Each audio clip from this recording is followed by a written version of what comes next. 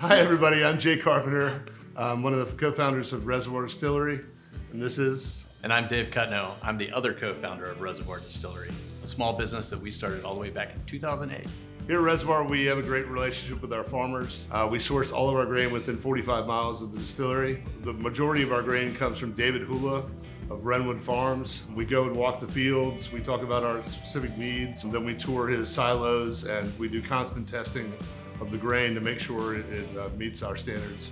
The relationship with the farmer is actually one of the most important ones that we have, because our whiskey is only as good as the grain that he produces for us. We are centrally located in one of the oldest neighborhoods, Scott's Addition. We're surrounded by 8 breweries, 2 cideries, and a meadery. That brings in a little extra character since we use open top fermentation and pull air through the distillery.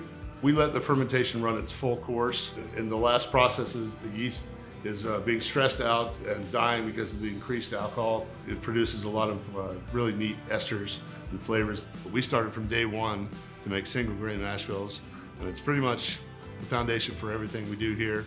100% corn, 100% wheat, and 100% rye.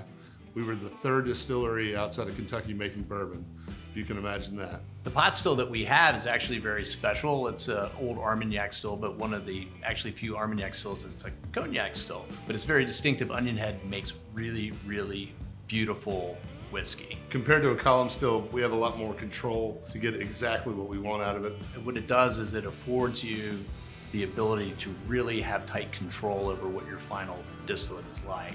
And we do a traditional 2 distillation process. It's extraordinarily important for what it is that we do, especially for working with the different custom barrels that we work with on a daily basis. Part of the big thing that we do that's different is we utilize a lot of quarter casks. We spent the first 4 years just sorting out exactly what type of char we wanted. So one of the things that's very special about the kind of cask that we use is what's called an alligator char.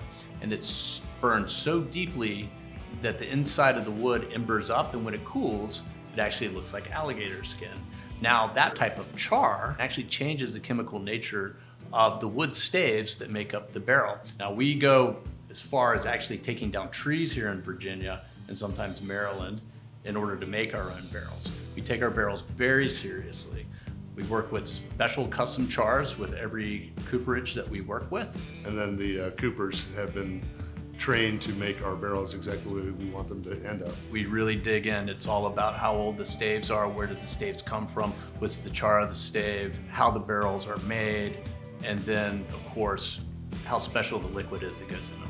The definition of bourbon, rye, and wheat whiskey, it has to be a one-time use charred American white oak barrel. The barrels have a secondary life. The majority of them go to breweries, but we've had soy sauce, maple syrup, coffee. There are multiple uses for our barrels, and I think don't forget cocktails. My God. Yeah. Barrel-aged Manhattan. Can't go wrong.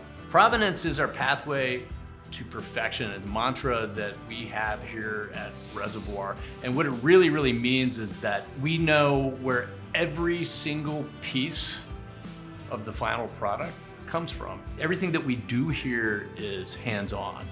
And there's nothing more hands-on than actually taking a bottle of whiskey and sealing it with wax as we dip it in there for the next person that actually is gonna have that bottle and then get to drink it. It puts a personal touch on the bottles that people know that, like, yeah, that came from Reservoir.